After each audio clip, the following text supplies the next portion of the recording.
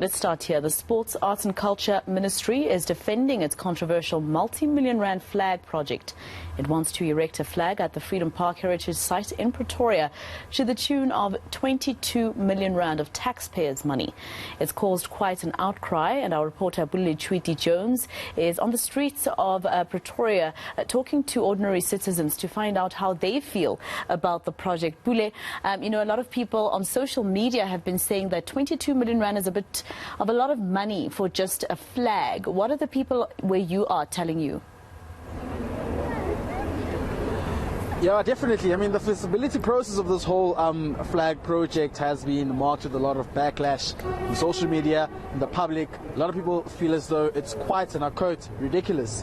They feel as though this money could be channeled to rather other different things that could assist many issues in this country, such as what we know as the unemployment rate, how the levels of crime are, GBV programs that aim at fighting gender-based violence and femicide, and amongst other issues. That's just the kind of sentiments we're getting on the ground here, Mthethwa. But at the very same time, I was fortunate enough to speak to these two gentlemen because I had a group of them earlier on, but they decided to leave as they also had commitments to go to. And let me just get their views as to what they're saying about this issue. I'm joined by Hugh right now. Thank you very much for joining us. And we spoke earlier on just to have a chat, but 22 million rand for a flag, my friend?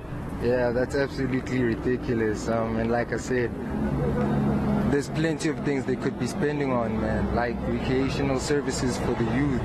The youth have no places to go, the youth are just idling on the streets, with nothing to do, so they turn to drugs and crime and all those things. When if we had things like swimming pools, indoor football places, netball places, educational classes about extracurricular activities, the youth would have more things to do and a lot of things to spend time on rather than the things we focus on right now. Do you think, when you look at this, what was your reaction firstly when you saw this amount of 22.5 million rand? And do you think that government is, like how many people are saying, that they're not taking most of South Africans seriously as well with this? Yeah, personally, when I saw the amount, I thought it was like, one of those Facebook type of news you see that this is just jokes. But when I saw that this is actually official, I couldn't believe this. I was like, we've been seeing it over the years, but I feel like this is now them showing it and throwing it in our face that they really don't take us seriously. All right. Okay, and thank you very much. And maybe, Mthethwa, let me just introduce this young man also here who we got the opportunity to speak to regarding this controversial topic right now, making the waves on social media and in the streets as well. 22.5 million rand, that's the amount that the flag will cost government, rather the Department of Arts and Culture Minister says it's for educational purposes. Do you agree? Personally, I feel like it's an excuse just for whatever they plotting. So I don't see any educational purpose behind it. I feel like there could have been better things that could have been done with that money. We are we're in a detrimental position as young people in this country. I feel like they could invest that money towards young people with innovative ideas. There's a lot of us with ideas who don't have resources whatsoever. The ones in the suburbs, fine, but for those that are in the shacks, for those that are in the slums, they don't even pay attention to them. There's a lot of them. So they could have invested their money there instead of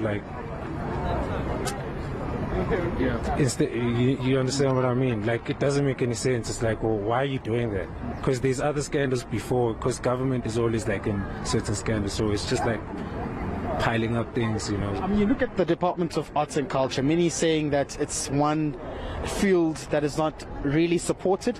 They were quietly, harshly affected by COVID-19. Do you think that is true? Do you think that there hasn't been much support in that field of arts and culture? Like you're just saying, many are saying stadiums could have been built, facilities could have been built, theatres could have been built. What do you think about that? Personally, what I heard, because I'm also in arts and culture myself. I do rap and stuff and production and music.